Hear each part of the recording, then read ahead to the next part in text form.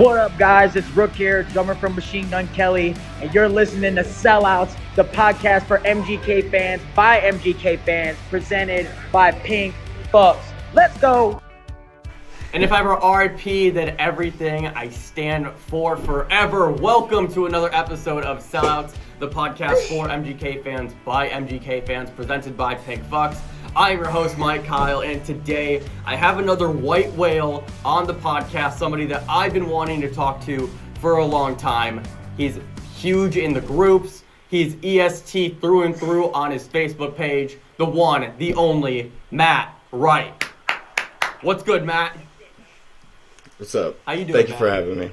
Yeah. I'm good. How are you? I'm great, man. Thank you so much for doing this. Like I said, I've been wanting to get you on for a while, and the stars kind of finally aligned for that to happen.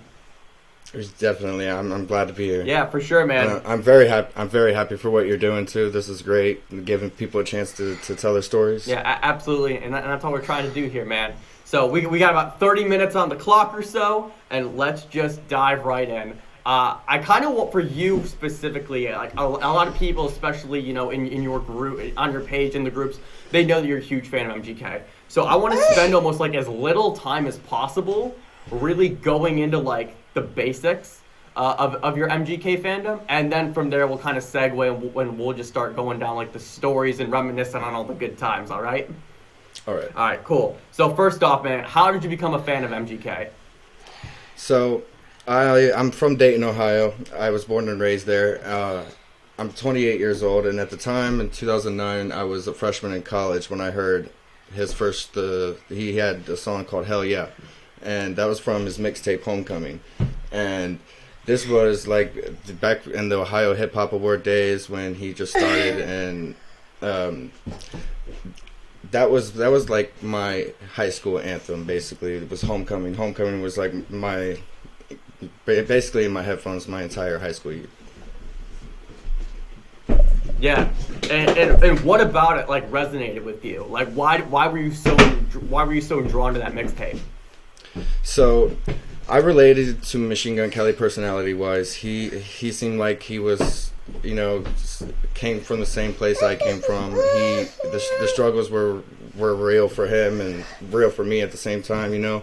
And we both like had similarities. A skinny white kid not fitting into school, and I felt that same way. I couldn't fit in at school. I couldn't make friends, and I always wanted to go out to parties, but I could never socialize with anybody at the parties, you know.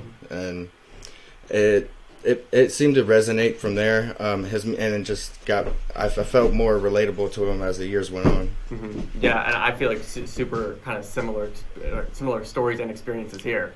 Right, I mean, I'm a skinny white dude from the suburbs of Cleveland, and it's just like, oh, you know, like, yeah, in terms of just like socially, like, I was fine, like people liked me, but like I was like on like that fringe kind of thing, and so I didn't have like a place where I felt like I like really, really fit in, and so he was always kind of like that escape in my headphones too, personally, where it's just like, all right, this guy kind of gets it, and he gets like where I'm coming from. Yeah, if it wasn't for Machine Gun Kelly, like in my high school years, I probably wouldn't have been able to have made some friendships. Like through Machine Gun Kelly, I can say that through EST, the movement, I have made way more friends than I ever did in high school. Mm-hmm. Because like just the connections you meet with people at concerts and through the group chats on Facebook and on social media and everywhere. It's just it's all connected. Everybody's connected that way, and it's a great feeling to have, knowing that you have a place to belong somewhere. Mm-hmm. Yeah. Likewise, like that's it exactly. Even just in the short time that we've been doing what we've been doing over here, my own like friendships and networks and all like that has grown exponentially compared to what it was beforehand. So mm-hmm. EST, man, everybody stands together, and what you just said about making friends at concerts, and then those friendships are now, years later, and you're still in touch. I share the story a lot, but my girlfriend just went to her first MGK concert last year with me, and she said that she's like, oh my gosh, everyone here is so nice, and everyone around us was talking to us. We were interacting and following each other on social media and doing the whole thing. And she's like, I've never been to a concert where that's been the case. Yeah, it's funny. I get that a lot too, where it's like people will come up to me. It's like I've seen you at a concert and may have not like had a chance to say hi or something, but like I saw you there, and it's like it's cool that we've all been in the same place at least, and even though we have not maybe have gotten to speak to each other, we still at least have shared that experience of being there. Yeah, and before we even started recording, we were talking about that, where you wanted to go to our tailgate in August last year, and you're like, shit, like, I'm so glad I'm finally like getting able to talk to you, because I meant to meet you up there and do that whole thing. And so just the way that all this has kind of come full circle for not only just you but me and a lot of people, it's really cool in that way, and especially like this platform specifically that we're kind of using for it. So Matt, you put down a really interesting answer on your kind of outline, if you will. I asked you what your favorite MGK album is, and you wrote down all of them. You didn't just pick one. You wrote down all of them. So what is it about the albums that you like as a collective? Is it like, I just have something to listen to in every mood that I'm in? Whether it's like a different season of life that I'm going to, I'll have one on? Or kind of like, what's your rationale behind loving all of them seemingly equally? So, I look at Kells as like a legendary artist, where he's able to, he can make an album front to back, and you can listen to it from the first song to the last song, and actually have your own opinion of it. And sometimes some people will try to force their opinions on you about like whether they like the album or not. And I come to the terms like when I decide for myself if I like the album or not, it's mainly just if it feels like it's a part of my life and I can relate to it.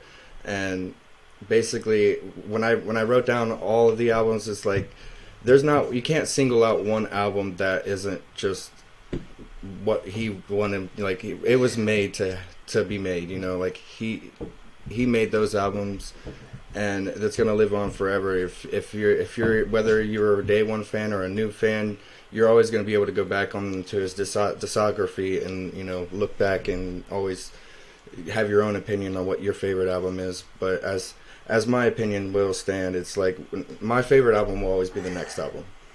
My favorite album will always be the next album. That's a bar, man. Speaking of 1 to 10, how hyped are you for this next rap album? I am very hyped. I'm very excited, and the fact that he's getting back into the rap genre it's not that I really was anticipating it, because like he could have dropped another pop punk album, I would have been happy, and then again, he's doing this for his own sake, his own mind. He said that he wanted to go number one for mainstream and went number one, and now I think it's just like, let's sit back, relax, and let's just keep making art. Yeah, and I love that, right? The willingness to go back and forth, the willingness to try something new. Like, you're right, he very much sees it as his art, almost like it's his art and not your art, Right. So because of that, and like having that, almost like that mental freedom, if you will, he's just able to make whatever the hell he wants. And seeing Jaden last night, we were supposed to record this yesterday. Thank you for understanding. Right. But like Jaden said like similar things on stage last night in Raleigh, where he was just like, I'm gonna make like this next album that I'm coming out, like it's way more like rock heavy, and I'm just gonna keep making whatever the fuck I want to. And I was like, that's a man that has studied under MGK. Yes, definitely. And that's the same way with Monson too. I feel like Monson with the God Save the Teen album, he definitely was just feeling his voice, and he found his voice in the last album with Internet Killed the Rockstar, and he just wanted to expand that. And I feel like that's the same way with Tickets and Mainstream. You can't just follow up on the success of what Tickets. Yeah, Tickets went number one, but I feel like that was deserved. That was beyond well deserved. He should have went number one for Hotel Diablo, but just mainstream works in mysterious ways. Yeah. I always say that. Absolutely, man. And yeah, I mean, just to branch off that a little bit, in my personal opinion, Tickets not being nominated for a Grammy is the biggest snub job ever. Mm-hmm. Ever. Yep. Like, even if we were just to compare it, I know you don't like comparing, I'm going to do it because it's my show, goddammit. The fact that Tickets didn't get nominated and Mainstream Sellout did is wild to me. Right. Wild to me. But I digress. All right, man. You know, you've seen, how many times have you seen Kells in concert? Because, I mean, your one of your answers for, like, do you have a unique story to share was literally, like, 3 paragraphs long. So I was, like, just, like, skimming it line for line. So just overarching answer here. How many times have you seen him live? So my first show was in Bogarts in Cincinnati on the road tripping tour in 2015. That was actually the start of, well, my passion for actually wanting to meet more people at his concerts, because I had gone with a group of friends to this concert and we all had fun. We all came back with an experience to tell, and it was great.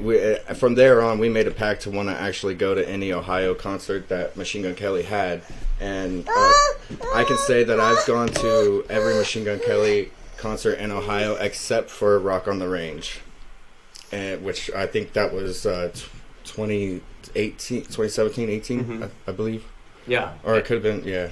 So in my head, I mean, shit, correct, because especially if we were to just look at, like, probably, like, 2015 through, like, 2017 or 18, he was doing several shows in Ohio a year. It's not like where we're at now, where he's doing, you know, maybe once or twice a year. Back then, I mean, it was Toledo, it was Cincinnati, it was Cleveland, it was Columbus. So you're probably in the you're in the double digits for sure. Right, plus Definitely, you've been to Fest several times. Yep. I have the only sorry to interrupt, but the only the only fest I haven't gone to was the first two in 2013 and 14. I wanted to go in the 2015 when I had my first Machine Gun Kelly concert, but I guess they didn't have it for that year because of the park being changed to Ohio Dreams. So I decided I would definitely save up the money to go for 2016, and that was my first fest. Yeah, and so I mean, dude, we're looking at what, 15, 20 concerts probably. Oh yeah, give or take for sure. So yeah, for Machine Gun Kelly, yes. Yeah, right. Yeah, just for Kells, Yeah. So, dude, like, if you just had to pull out, I mean, there's one I really want to ask you about, right? You talked about it a little bit. You have this insane EST Fest story.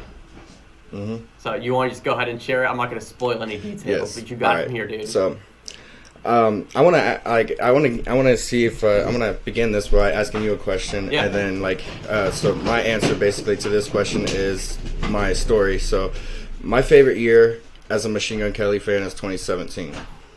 Specifically, my son was born May 1st, 2017. Bloom came out May 12th, 2017, and basically, there was a lot of things I was going through relationship-wise, and that album was, I mean, the songs that he wrote on that album really struck a chord with me and my relationship life, and it was relatable, and it got me through a lot, and I'm very thankful for that. And so when I went to EST Fest in 2017, the year before that, in 2016, I had a brief interaction with Machine Gun Kelly while he was driving on the golf cart, and all he said to me was, "Are you coming back next year?" I said, "Definitely." And so in 2017, I went with a group of friends. It was I consider him a brother. I want to say Mark Cardona, shout out him, and his sister and his baby mom. We went to it was sorry for the delay. No, we're good. But if it wasn't for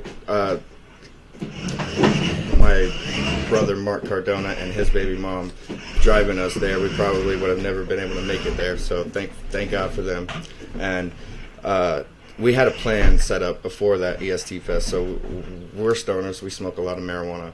And we decided to roll up a raw cone, XL raw cone, filled with marijuana, and we wrote "The Gunner" on it before we left for the park, the campground. And so we made a plan that the first chance that we got to see Machine Gun Kelly, we were going to give him this joint. And so we got there, we parked, set up our camp, and then so we went around exploring the campground.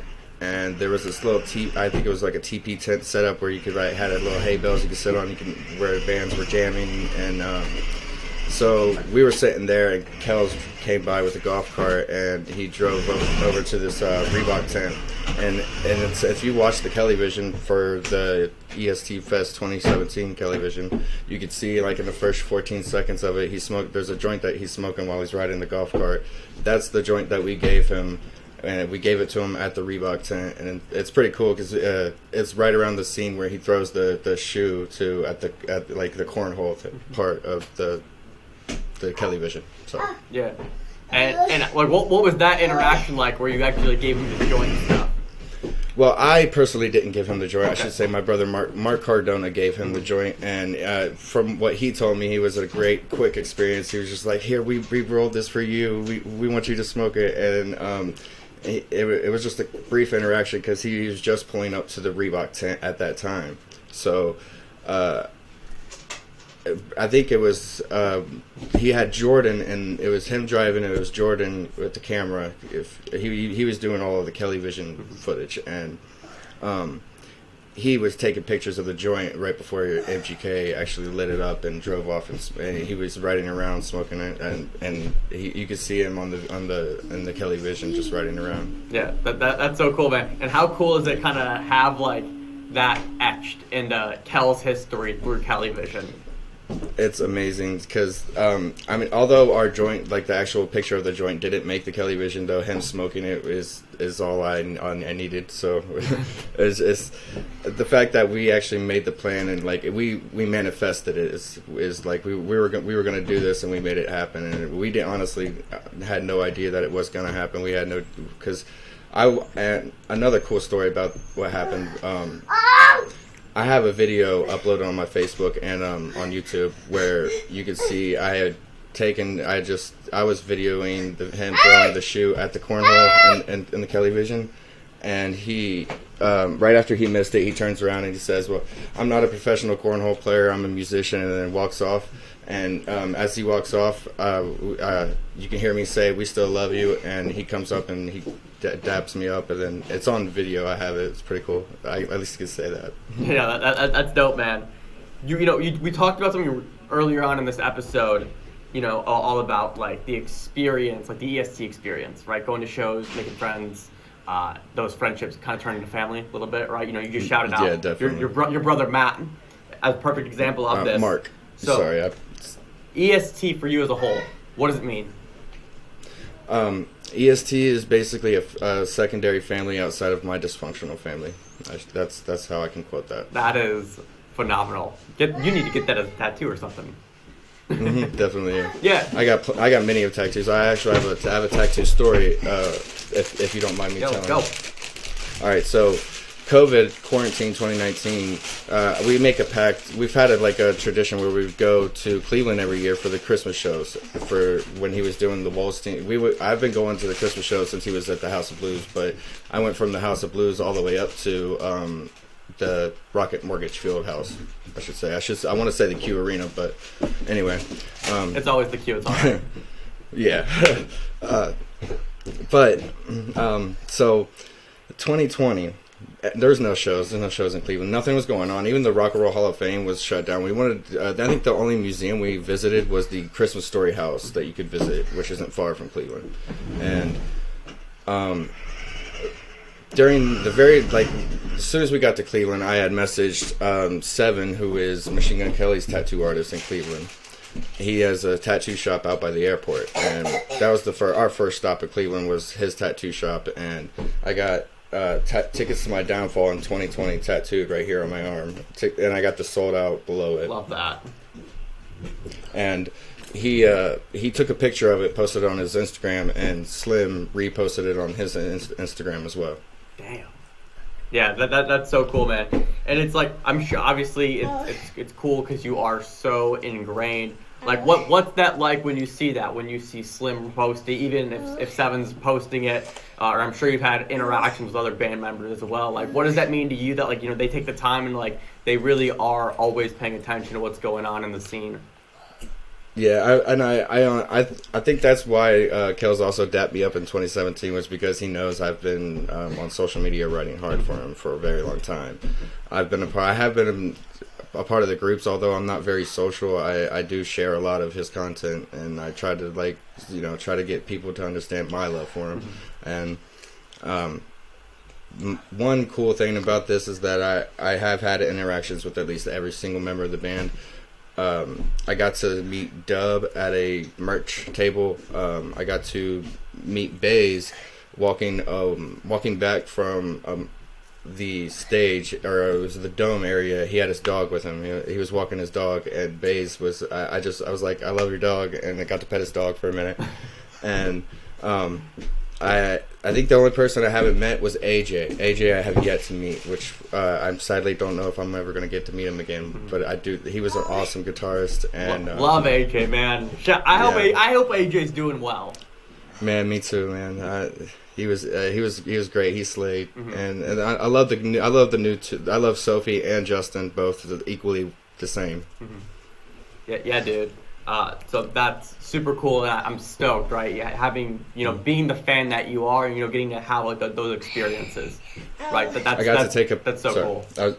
I got to take a picture with Slim at my first EST Fest too, which was a pretty cementing moment. It was like, this is where I want to be. This is home. It was like I feel home here, and it's like people embrace me here, and I feel this is where I belong at. So cool story is like my very first ever concert I ever went to was in 2001. And shout out my mom. She's a rager. She raised a rager, and she took me to it was called Family Values Tour. You can look it up. You can Google it. It was in Cleveland. It was Stone Temple Pilots, Stained, Limp Bizkit, and Linkin Park. That was my very first ever concert in 2001. Wow. I was only 6 years old, and that was my first. To be honest, it's my very first ever memory in life. So like that's a big, huge reason why I'm a huge concert goer. I love to mosh pit. I love to crowd surf. I'm basically all about the live music scene, and people ask me like who would be my favorite. Like my inspiration in music, I would say Stain, because Stain was my number one band listening to growing up, and finding out that when people ask me like, hey, Machine Gun Kelly is your favorite rapper, I'd be like, no, he's my favorite musician. It's like you can have like different favorites, like favorite vocalist, favorite musician, favorite rapper. You can have all of that if you want. It's just that's your own opinions. Yeah, absolutely. I love what you said there, where it's like, right, like it's home, right? Yes. We're talking like meeting Slim and stuff like that. Where it's like this is where I want to be. So that's awesome, man. I relate to that a ton. Let's wrap it up with this. We're gonna go 5 rapid fire MGK questions, kind of a this or that game. I'll give you 2 options. Okay. You tell me which one you like more. All right? All right. Cool. Let's go with. We're going to do something else with you instead, all right? Okay. I'm going to give you 2 songs. You tell me which song you like more, all right? Okay. If you can only pick one. Let's go with El Diablo or Floor 13. I would say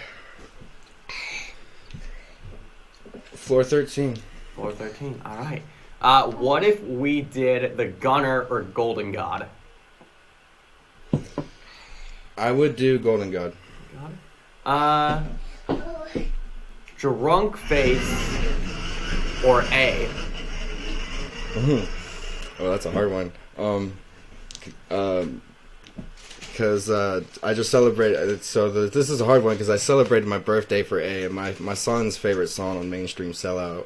Or I'm sorry, I celebrated my birthday listening to Drunk Face. That was my birthday song, and my son's favorite song is A. Aw. So.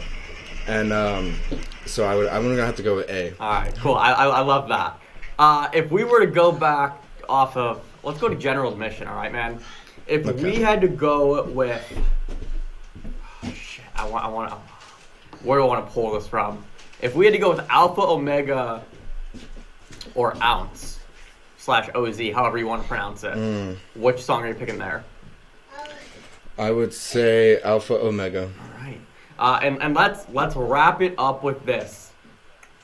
Let's go all the way back to the Lace Up mixtape. Salute or chip off the block? Ooh.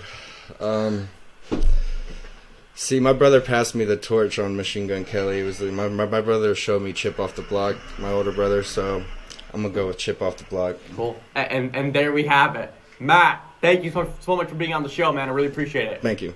I appreciate it. Thank you for this opportunity. Yeah, absolutely. Hey, and if you enjoyed this episode, be sure to leave a like and subscribe, whether you're watching on YouTube or any podcast platform. I greatly appreciate it. And you can use promo code SELLOUTS at checkout at pinkfucks.com to receive 10% off of your purchase. We will see you in the next episode.